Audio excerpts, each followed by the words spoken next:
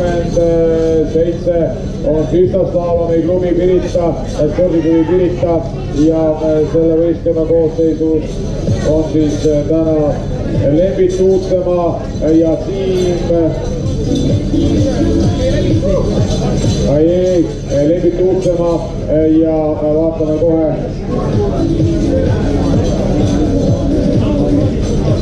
on jäänud nimi kohe pöörde kohale meil ja Lembitut teame tunneme, tahtsin seda esitada, kes tema kaaslane on praegu ja vastus on õige.